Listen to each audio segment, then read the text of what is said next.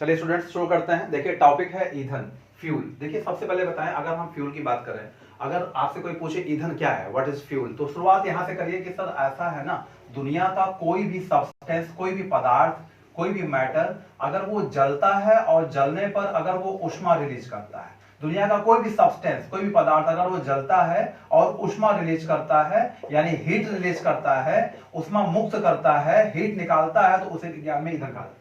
बिल्कुल भटकना नहीं। आपसे कोई पूछे ईंधन क्या है, शुरुआत यहीं से करिए कि सर दुनिया का कोई पदार्थ अगर वो ऊष्मा निकालता है जलने पर, उससे ऊष्मा निकलती है जलने पर, तो उसे विज्ञान में ईंधन कहा जाएगा। और आप जानते हैं सबसे अच्छा ईंधन कहा गया है हाइड्रोजन को।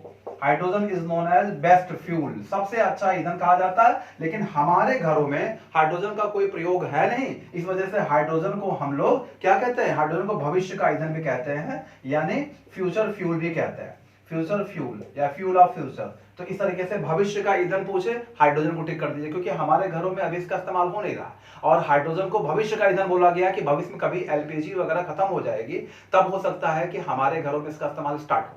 अभी तो इसका इस्तेमाल घरों में नहीं हो रहा, इसलिए इनको भविष्य का ईंधन बोला गया है। तो अब बात आती है कि घरों में आप जानते ही हैं, घर में जो ईंधन इस्तेमाल किया जाता है वो है एलपीजी। एलपीजी का पूरा नाम आप जानते हैं, liquefied petroleum gas. Liquefied petroleum gas, ये आप एलपीजी का पूरा नाम जानते हैं, पेट्रोलियम गैस। इसको हम लोग हिंदी में कहते हैं द्रवित पेट्रोलियम गैस।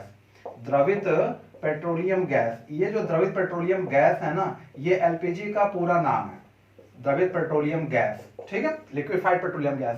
इस एलपीजी में दो गैसों का मिश्रण होता है, इसमें ब्यूटेन होता है, ब्यूटेन के साथ में इसमें प्रोपेन होता है। ये दो गैसें होती हैं जो आपस में मिलाई जाती है, मिक्स की जाती हैं, यानी ब्यूटेन और प्रोपेन, ब्यूटेन प्लस प्रोपेन, इसको हम लोग जो बोलते हैं कि ये मिश्रण है। किसका मिश्रण है, इन दोनों गैसों का मिश्रण है। एलपीजी में ये दो गैस होती हैं। तो ब्यूटेन का फार्मूला आप जानते हैं C4H10, और इसके अलावा प्रोपेन का भी जानते हैं C3H8।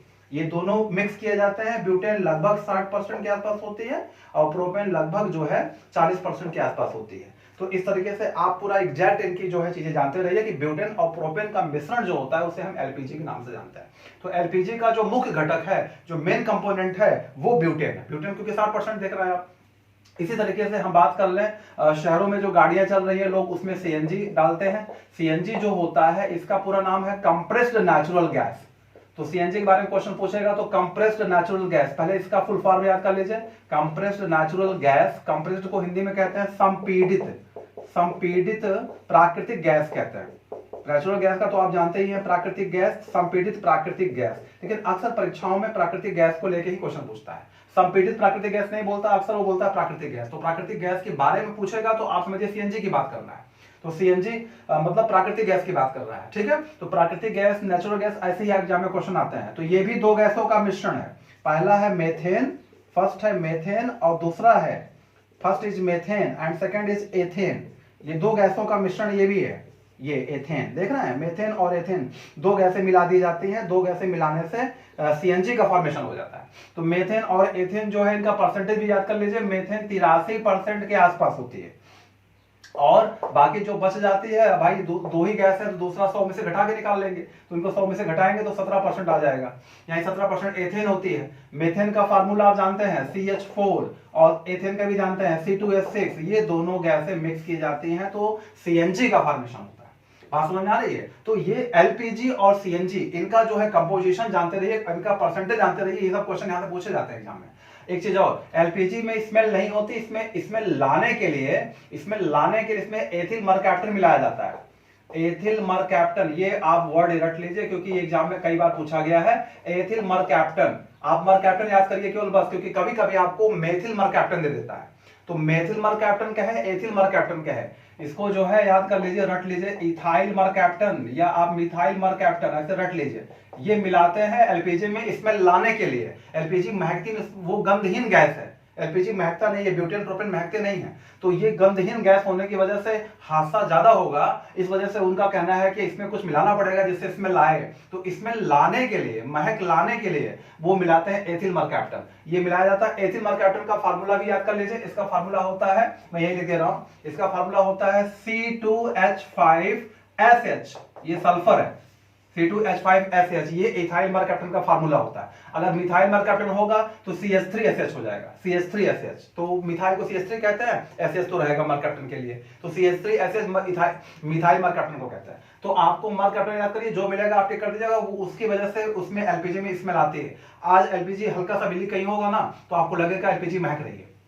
इसका मतलब है कि आपको जो है इस तरीके से बचाने के लिए, अलर्ट रहने के लिए ये मिलाया गया उसमें। और एक दो ईंधन याद रखिए, आपको परीक्षाओं में पूछता है जल गैस, जल गैस यानी वाटर गैस, या पूछेगा भाप अंगार गैस, भाप अंगार गैस। एक्चुअल में इसको जल गैस कहते हैं, वाटर गैस कहते हैं, या आप स्टीम गैस कहते हैं। ये जो गैस है ये कार्बन मोनोऑक्साइड और हाइड्रोजन का कंपोजिशन, यानी इनका जो मिश्रण है ना, कार्बन मोनोऑक्साइड और हाइड्रोजन को मिला दिया जाता है तो जल गैस का फॉर्मेशन होता है। तो जल गैस का कंपोजिशन कई बार पूछा है आपसे, पूछेगा जल गैस या भाप अंगार गैस, दोनों वही एक ही है, उनका composition carbon monoxide plus hydrogen, ये दो गैस मिला देंगे, मिक्स कर देंगे तो आपका ये जल गैस कहलाएगा। एक क्वेश्चन आता है, बहुत पूछा जाता है उसमें, जो है एग्जाम में परीक्षाओं में पूछा जाता है, प्रोड्यूसर गैस। आपसे अगर पूछेगा प्रोड्यूसर गैस तो कोई कंफ्यूजन नहीं, प्रोड्यूसर गैस की बात करेगा तो प्रोड्यूसर गैस भी जो है आप एकदम इसी वे में याद कर लीजिए। इनको एक नाम और दिया गया है, इनको बोला गया है वायु अंगार गैस, वायु अंगार गैस। इनको जो है एयर गैस भी कहा जाता है। कहने का मतलब क्या है, ये कार्बन मोनोऑक्साइड और नाइट्रोजन का मिक्सचर है। देखिए जल गैस कार्बन मोनोऑक्साइड और हाइड्रोजन का मिश्रण है, और वायु अंगार गैस कार्बन मोनोऑक्साइड और नाइट्रोजन का मिश्रण होता है। तो ये दोनों मिश्रण है, बस मिश्रण कंफ्यूज मत होइएगा। एयर में सबसे ज्यादा नाइट्रोजन गैस होती है ना, तो यहाँ पे नाइट्रोजन रखिएगा, वायु की बात करेगा तो यहाँ नाइट्रोजन रखिएगा। और जल, जल गैस कहेगा, भाप कहेगा, जल कहेगा तो इसका मतलब पानी के बाद होगा H2O, तो H2 यहाँ पे रहेगा। ठीक है, तो इस तरीके से कंफ्यूजन ना हो, कंपोजिशन रटे रहिए। और गोबर गैस या बायोगैस एक ईंधन है, आप जान ही रहे हैं, पांचवा। अगर मैं बताऊं आपको गोबर गैस या बायोगैस, परीक्षा में अक्सर पूछा जाता है बायोगैस, इसका जो है, या कभी कभी गोबर गैस परीक्षा में से दे देगा डायरेक्ट, तो गोबर गैस। तो अगर आपको ऐसा पूछता है तो बायोगैस के लिए आप याद कर लीजिए, इसमें तीन गैसें होती हैं, मीथेन होती है, कार्बन डाइऑक्साइड होती है, और अशुद्धियां। गैस तीसरा जो है, गैस नहीं तीसरा, ये अशुद्धियां, इम्प्योरिटीज, इम्प्योरिटीज जो है याद कर लीजिए अशुद्धियां होती हैं। ठीक है, इम्प्योरिटीज होती हैं। तो इस तरीके से कोई दिक्कत नहीं है, थोड़ा सा देखिए इम्प्योरिटीज, यहाँ पे carbon, methane, carbon dioxide, impurities, ये तीन चीजें मिक्स होती हैं बायोगैस के लिए। कार्बन, ये जो मीथेन है वो 55% होती है, और कार्बन डाइऑक्साइड जो होती है 32% होती है। इन दोनों को जोड़ के 100 से घटा लेंगे तो अशुद्धियां आ जाएगी, कितनी अशुद्धियां उसमें है। तो कहने का मतलब बायोगैस या गोबर गैस भी जो है एक ईंधन है जो बहुत ज्यादा यूज में लाया जा रहा है, जिस कारण से जो है प्रदूषण कम होगा। ठीक है, तो ये कार्बन, यहाँ पे मेथेन का परसेंटेज याद कर लीजिए।